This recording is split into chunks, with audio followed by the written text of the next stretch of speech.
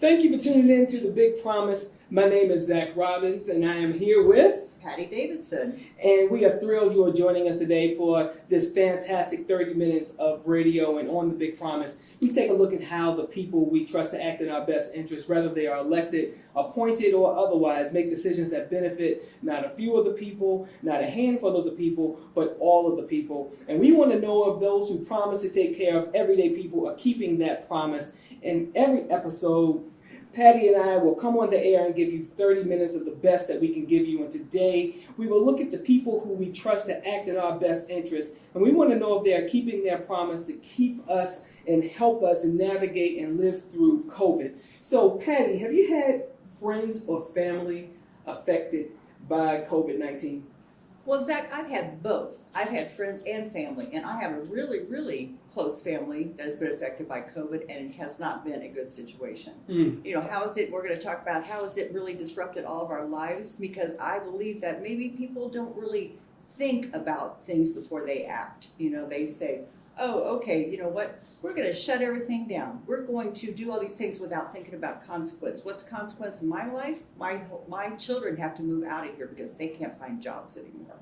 So I know you were talking about the whole thing about consistency and just people being able to go to events and being able to gather. I know that you have some strong opinions about that. I believe that, again, my opinion isn't that is this not a safe thing to do. That's not my opinion. My opinion is that our people who are allowed to tell us how to live our lives and what to do don't think about consequence. What's the consequence? Guess what? Go home, stay home. We're not going to help you with anything while you're at home, but we want you to stay home. I'm telling you, I'm okay with folks telling me that, well, maybe we can't all go to church like we used to, because of course we can all go to church online, or maybe we can't pack as many folks into the pews like we used to. I'm okay with sitting every other pew, because I'm okay with this because the governor in this state and others has increased the size of gatherings based on the COVID cases, and we've raised the size of gatherings from 50 to 250, and I'm totally fine with this, because the last thing I'm trying to do is go praise the Lord and get sick. I'm just not trying to have that. Well, I do believe that there is safety in numbers. I'm going to go back to, I don't think that that is our issue. Our issue is, how does it affect the individual family and the individual's lives? It's not about the safety issue. It's about the financial, the economical. These are the issues that are at hand.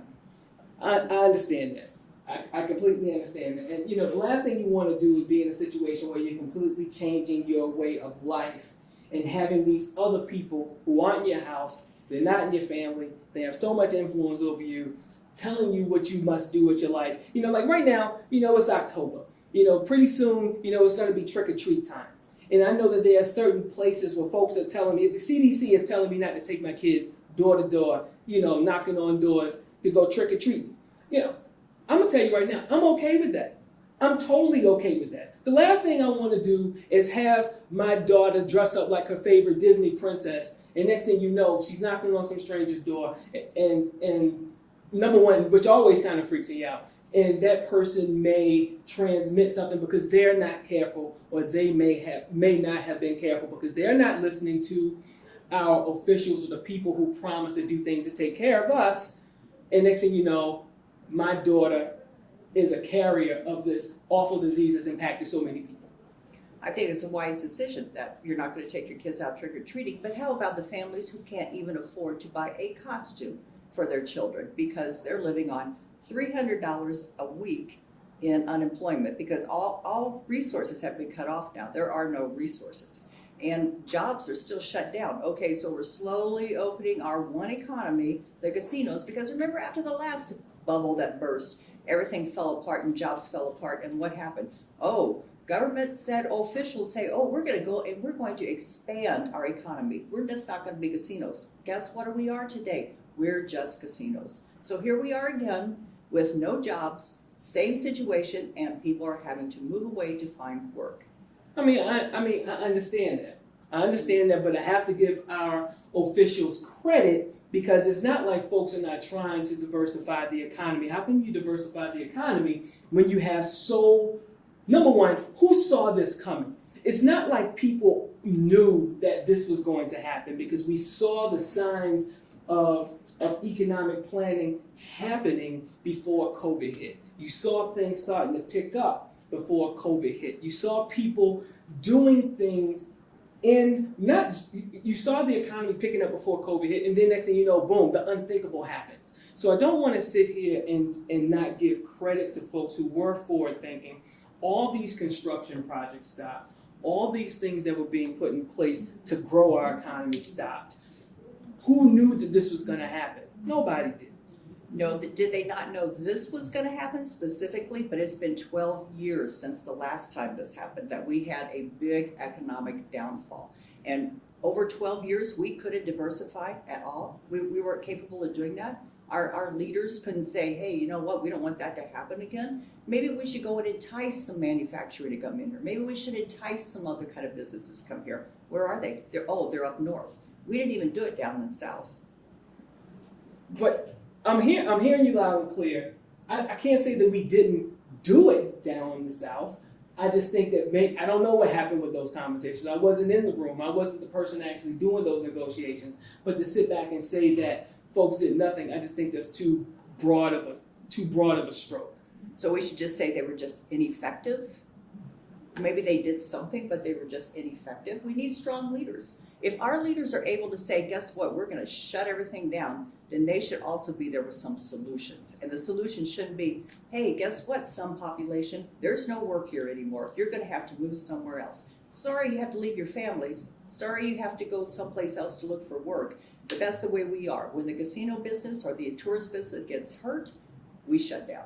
You know, you were talking about the families and when they have to actually, what attracts people to a city to work? You know, of course, there's the jobs, and then people look at where their kids are going to go to school and how we're going to make sure that their kids are going to be all good and their family's going to be all good. And you were talking about how families have had to figure out what they're going to do with their children during the day and how that is being influenced by COVID. But the folks who can afford private school, me not being one of them, quite frankly, or the folks who send their kids to public, and how child care is playing out in those circumstances. Can you talk to me a little bit about that? You know, there's two things about that really kind of upsets me a little bit, because whenever they did get an extra $600, you know, and that enabled them to stay home and be able to, you know, help with their children, you know, to be able to make sure that they were sitting in front of their teachers, their computers, and doing things, and enabled them to do that and still put groceries on the table. Did you know what we started hearing? We started hearing from the powers that be that, oh, you know what, that extra $600 is making them not go work. Really?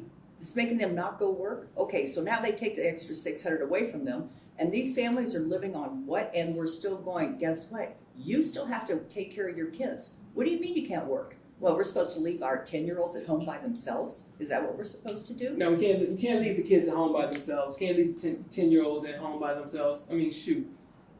Who knows what's going to happen when you come home? You just can't do that. I just know that this is a rough one. The parents who have to make arrangements for their children during the day. You know, 50 million children in 48 states had school canceled at the end of school last year. And, you know, that left Congress trying to figure out to what degree was child care was going to be included in the stimulus packages and in what ways. And folks are trying to find babysitters, or maybe they have the older siblings look after the younger siblings as they do the distance learning. It's tough. And then, of course, I feel for our educators who not only have to teach the children they have in their classes, but also attend to the children of their own. So they're teaching their classes, but they have their own kids who they have to also attend to. This one is tough. So the thing that I do appreciate, and I understand the difficulty that folks are having, is that childcare.gov has resources for families who are trying to solve this puzzle. And on that site, they have it broken out by state. Now, admittedly, those resources are not infinite. And then families can also look into the Families First Coronavirus Response Act, which states have certain employers must give paid sick leave or expanded family and medical leave to those dealing with COVID. And of course, you have to talk to your employer, but I see your point. If you don't have an employer, it makes it challenging for folks, and you have to attend to your children and their educational needs, and I understand that.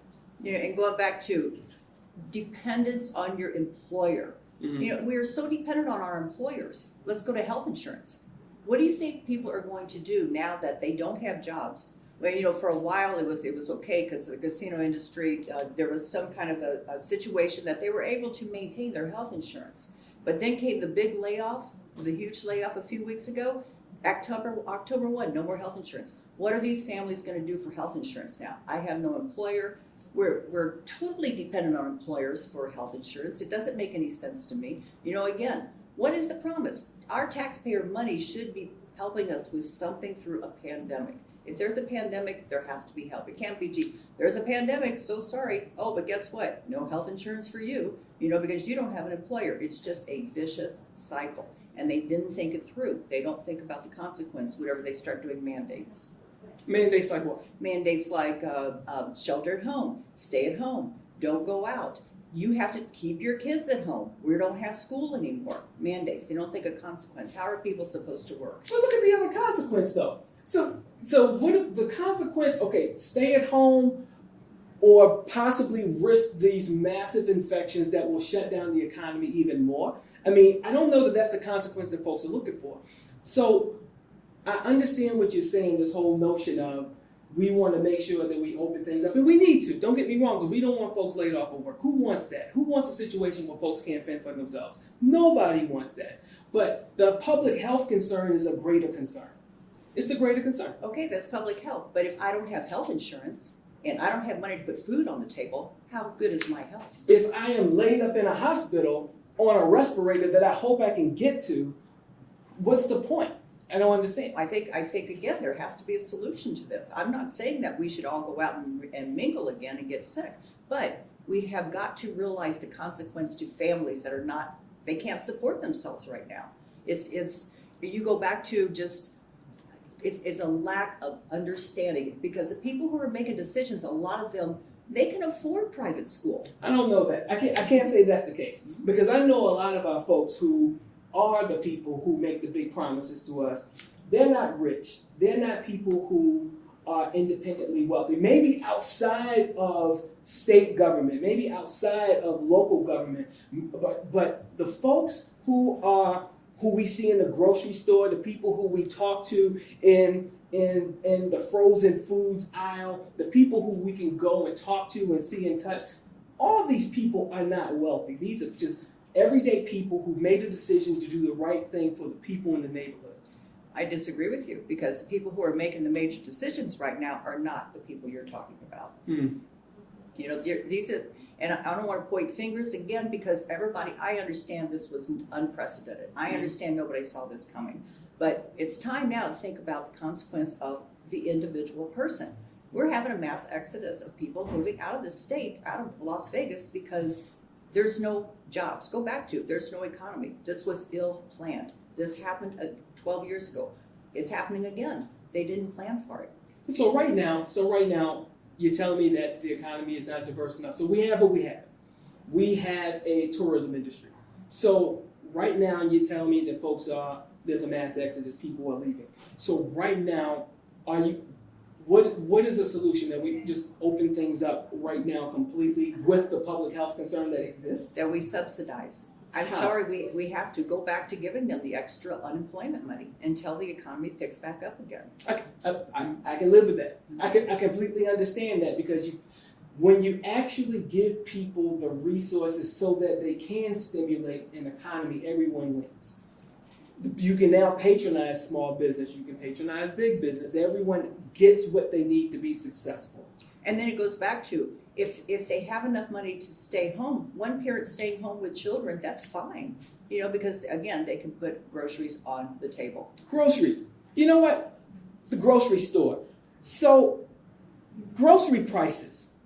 I don't know about you, but I know my Frosted Flakes have gone up in price. I know that we were talking earlier just about the cost of groceries. And I don't know about you all out there in radio land, and I don't know if you all have just noticed, but my Pop-Tarts are not what they used to be. They're much more expensive. So grocery store prices, this is a fact, have increased by 13%. So if something about that just doesn't set right with me, I want to go make a roast. And then meat, so Beef and pork have gone up 20%. You mean to tell me that if I want to make a roast, it costs me 20% more than it did before COVID hit? So my COVID roast is 20% more expensive? I'm in total agreement with you, but I'm going to take that a little bit further. Okay, so we come in and we say, okay, you know what, mom and pop, shop down the street. You know what, you're not fit to have people in there. And small grocery store, small community grocery store. Let's shut you down. Let's come out and say, guess what? Little places, small business, we're going to shut you down without thinking about anything. And some of them are going to come back, but big stores, the big food chains, the big grocery stores, the big ones, oh man, they were allowed to stay open. And even in the beginning, they didn't have all the proper, distancing and everything. They did eventually get to it. But why are they able to raise prices like this and keep them raised? They're going to say, oh, it's supply and demand, and that's not true. Why are we getting gouged price? Not only do we not have jobs, but they're allowed to raise their prices and everybody just goes, oh well. Too bad for you, isn't it? Yeah, that's not right. That's not right. But the thing that I do want folks to know who have their small businesses is that there is support, because right now they are accepting the new applications for the economic injury disaster loans. So the Small Business Association resumed accepting the new economic injury disaster loans. Those applications from all eligible small businesses, private nonprofits, and U.S. agricultural businesses, and the U.S. Treasury Department and the Small Business Association are approving applications for loan forgiveness under the Paycheck Protection Program. So there are some resources for small business. And also, just to give people some relief, there's still the mortgage and renters relief that exists, and the Small Business Stabilization Grant and the Small Business Forgivable Loan programs exist. And I can go to local governments, like I know I can go to the city of northlasvegas.com right now and apply for COVID housing assistance programs and temporary rental and utility assistance programs. So the thing is, all of it adds up. And when I'm trying to make sure that I have enough dough in my account so that if I want to make my COVID roast, that I actually have enough dough so I can not only make my COVID roast, but if I want to make me some macaroni and cheese from scratch, I can actually get all the ingredients and say I didn't have enough for the Lowry's or my Kroger Kool-Aid. Some of the resources that you've mentioned, that those are good on paper. A lot of them are good on paper. But let's talk about it also happened in the last time the economy dumped, is that the mortgage company said, oh, you know what, we're going to help you out. We're going to help you out. You don't have to pay your mortgage for the next 4 months. And then what did they do? Oh, guess what? We went all 4 months. It's over. You know how many houses were lost? Do you know how many foreclosures there were because of this on-paper kind of assistance that's out there? I'm going to be very interested to see what happens to all of these people who for the last 6 months have not paid their mortgage. Do you think really that mortgage companies can exist without collecting mortgage? Yes, because they're called those stimulus packages that have been coming from the federal government. And I trust our attorneys generals. Because folks know when you have this many people who have been struggling to this degree, we've never had this sort of an impact on our country financially like this. It's unprecedented. So I just can't see, when we know that this is the kind of impact that COVID has had, that the people who promise to protect us and help us live through things just like this I don't believe these smart people are gonna allow us to not, I don't believe they're not gonna have our backs. I'm so hoping you're right on this one, but I read through one of the applications for, to push your mortgage out. It had like about 5 things that could happen, and not one of them said, oh, and you're not going to have to pay your mortgage. None of them did. They said that basically they could ask for it all if they wanted to. They could tack it on to the end. They could ask for a percentage. But believe me, mortgages are going to go up, and they're not just going to say, guess what? You had 6 months of free mortgage. It's not happening. I don't think that folks are asking for, Patty, I don't think that folks are asking for 6 months of free mortgage. I think that folks are saying, look, you're having a rough time now. We know that you have child care expenses that have had to increase. We know that you have food expenses. It's not like that have had to increase, if only because your COVID roast is more than it was before. We know that you have various things that have had to increase. So, we're going to find ways of offering relief. So I don't think the folks are saying that, no, you can live for free. I think the folks are saying, look, we get that this is a rough time, so we're going to tack this on at the end of your mortgage. We're going to extend the length of your loan. So yes, will there be some balloon payments? Maybe. Will people choose to, from what I understand, that actually giving people various options in order to reconcile this. So it's not like all of a sudden folks are just going to hit you with this mystery payment out of nowhere. I just can't imagine that our attorneys generals around the country will even allow something like that to happen in such a wild and crazy time. I certainly hope, again, that you are right about this, but they certainly didn't do it last time. And so we'll see how much control they have over the mortgage industry. And folks learned from the last time. We hope. We hope. We hope. Okay. But the other thing too is that the eviction, moratorium is about to expire, and you can't, you have to say, you have to understand it coming from a landlord point of view. If they haven't been collecting rent this whole time, how have they been making their mortgage payments? Maybe they've, also deterred them. So what is going to happen then? We're going to have people that cannot pay their rent because they don't have jobs. And so this is, again, they're going to have to move in with families. What are they going to do? Because we just were not prepared. We weren't prepared. So we're talking about how our officials protect us, the big promise to protect us during good times and bad. We talked about, in your opinion, you said to me before that government protected government. Can you talk to me a little bit about that?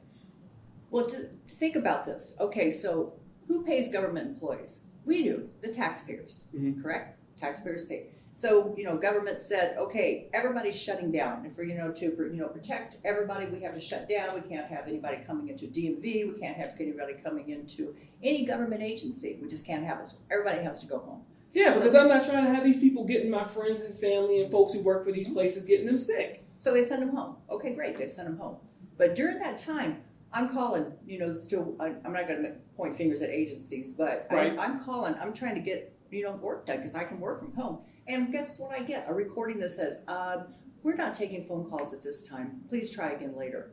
This went on, so what were they doing? Why are we paying people to stay home if they're not working? Well, some agencies were, admittedly, some agencies may have been a little bit better with the phones than others. Understandable. And I understand that the taxpayer dollars deal with that, and some agencies could have done a little better. But I'm not going to paint with a broad brush and say that was the norm for all of them, because folks will work from home. You call and you'll get somebody. You may not get the same service. I understand, because folks are trying to do their job from the house. I get that. But again, the public health concern, I don't think that is, when you sit back and look at what the measures did, they have worked because curves flattened. So we can't say that these measures didn't work. I agree, once again, on the health issue, we're in agreement on. But why did our taxpayer money go to pay government employees who didn't have to work? They just were sent home. When the regular person on the street, they had to go to unemployment, which sometimes it took them months to even get a paycheck. Understand? How are they supposed to exist? They get a regular paycheck, direct deposit into their bank account through the whole thing. They can stay home. They can take care of their family. They get a new lifestyle. These people over here struggle. Small businesses, it took them 2 months before they could even apply for unemployment. Can you imagine going 2 months without a paycheck? 2 months? I understand. I understand. That is definitely not a good thing. Nobody wants their friends who own businesses to struggle that way, which is why I'm so happy that places like our chambers, our urban chamber and otherwise, are providing that kind of assistance to people, so to helping small business navigate these straits so they can get that kind of support, and it's so important. But when you talk about government helping government, I mean, we have to have these folks working. Because someone has to put out the fires. Someone has to respond to the emergency calls. So state governments throughout the country did have to lay off some workers. However, which is awful, because folks have got to make the ends meet. But we still had government functions that had to go. I agree with you, but how about this? Just one last note about government. Why is it now that DMV, okay, you know, for a while I had to make an appointment to go in with I tried to make an appointment, the first available was December 3rd. Mm-hmm. Okay, but so they said, okay, go online. You can go online now because we've updated our system and you can do that. Mm-hmm. Why did my driver's license cost 3 times the amount to renew this year that it did last year? Why, and my friend, car registration, why was her car registration higher this year than last year when her car is now a year older? They have raised fees on us, the people who now don't have work, you know, and now the government is raising fees to cover what? Once again, why aren't they taking care of their people? I can't speak to the increased fees for the cars. You know, I don't know. I have no idea. I don't know. I can't justify it because I didn't register I didn't have to register my car, not yet anyway. So I didn't have that experience. I don't know why it would be more expensive. I hope that I just think about my roast, man. Remember, my roast was 20% more than it was. So there's something about that just isn't right. So we sit back and we ask, before we wrap up, Patty, we sit back and we ask the question. So was the big promise kept? Is the big promise being kept? Are these people who we depend on to help us get through these times during COVID? Are they keeping that big promise to us? I feel like once again, it just seems to be a pattern. The promise is I'm going to take care of all the people. I'm going to take care of all the people. And who really comes out on top? Big corporation. Government's taken care of. Those places did not shut down. In fact, a lot of them made a lot more money. And who do they make the money off of? The backs of the individual small family, small business. I think the big promise is being kept, but I think we have to look at the nuance. This is unlike any time in our nation's history. No one saw this coming. I think folks are doing the best they can. I think we have really smart people working on a very, very challenging problem. And it troubles me that so many people are struggling now. You hate to see folks out of work, and I have to trust that these people that we have put in place to look after our interests are doing that and really doing the best they can to do that, because no one wants to see folks struggle. I believe that no one wants to see folks struggle, that we're going to make sure that we protect and we help our friends and neighbors, because that's the kind of city we are, that's the kind of country we are, that's the kind of people we are. We look after each other because that's what we're supposed to do. That's what we're supposed to do. I hope that, like I say, that this turns out differently than the last time, because what ends up happening, it really does go this way, is that the individuals and the families, I mean, some of the kids I know, their teachers have done phenomenal jobs. Absolutely. Because it's the individuals that end up stepping up to the plate and Absolutely. taking care of each other. You know, is the big promise that it's going to come from someplace else? Probably not. It'll be us taking care of each other once again. And that's what we do. And that's what we do. Shout out to all the teachers. Shout out to all the first responders. Shout out to all the essential workers on the front lines doing amazing stuff just to make sure that people in our city, people in our country are getting what they need during this very, very, very difficult time. So everyone, we just want to say thank you so much for joining us on The Big Promise. This is Zach Robbins. Patty Davidson. And we are so thrilled that you joined us today. We look forward to seeing you all next time. Thank you so much for joining us.